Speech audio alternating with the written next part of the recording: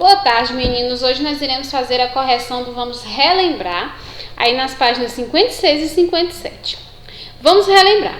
Número 1. Neste capítulo, você estudou as características do gênero textual lenda. Complete as lacunas. Deixa eu te aumentar aqui para ficar melhor para vocês e para mim também, né? Complete as lacunas do texto a seguir com as palavras do quadro. Então, vocês lembram aí que nós estudamos durante esse capítulo o gênero textual lenda, tá? Como vocês já sabem, as lendas, elas são histórias fictícias, né? Misturas de fatos reais com fatos inventados, né? São histórias que são passadas aí de geração para geração, certo? E aparece aí mistério, né? Fantasia.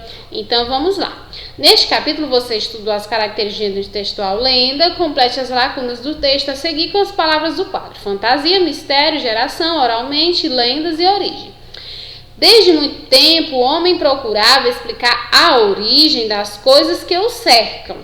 Daí surgiram as lendas e os mitos para responder a essas e outras perguntas por meio de histórias repletas de fantasia e mistério, transmitidas oralmente. O Oezinho faltou aqui, não foi a tia, porque às vezes some, de geração em geração, tá bom? Então essa aí é a correção da atividade 1. Façam a correçãozinha, gente, por favor.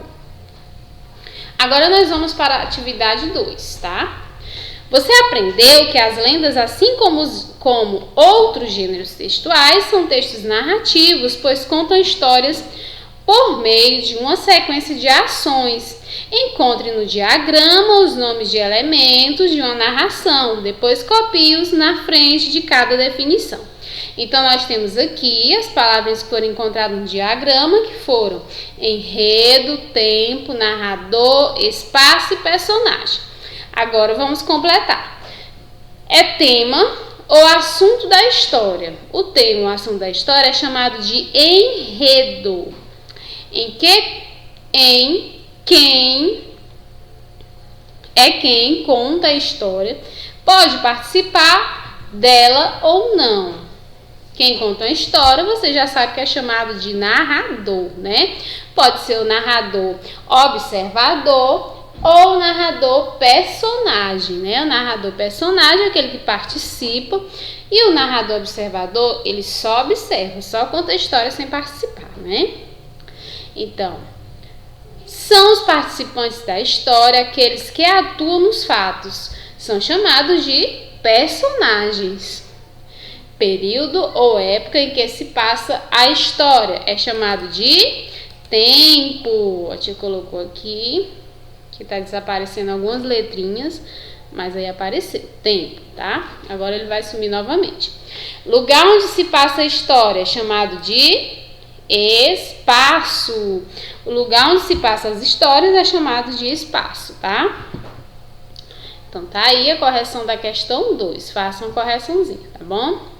3.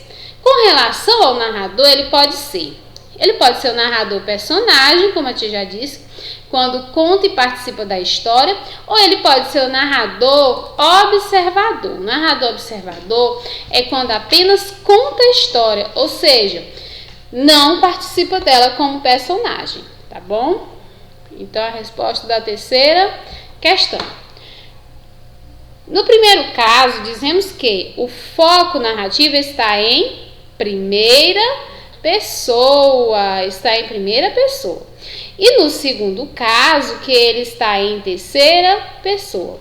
Ou seja, o narrador personagem, ele aparece em primeira pessoa, ele é aquele que conta e participa da história. Então, primeira pessoa, eu, tá? No singular. E no plural,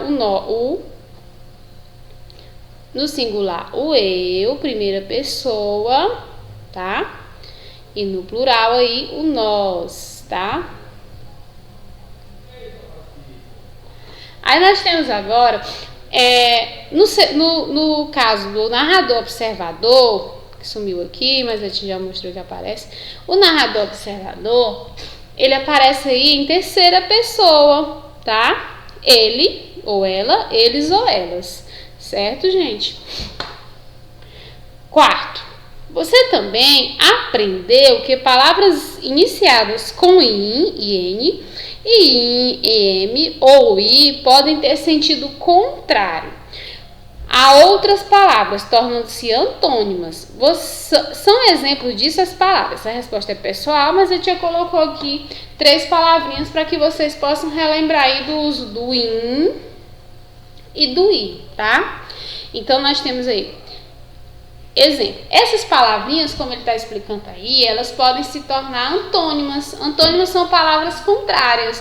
Nós temos a palavra capaz. O contrário de capaz é incapaz. Então, eu usei o in aqui, olha só. O contrário de perfeito é imperfeito.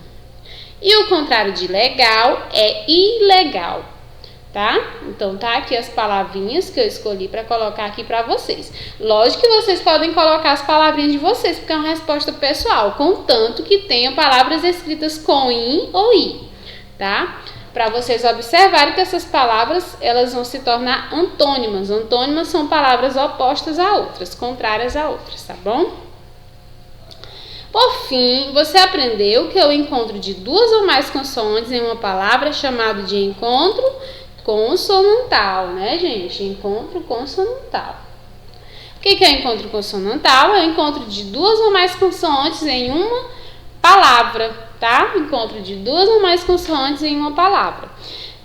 Ao encontro de 2 letras pronunciadas com um único som, isto é, o único fonema, vocês aprenderam que recebe o nome de dígrafo. Então, dígrafo é o encontro de 2 letras pronunciadas aí com um único som, com um único fonema, certo?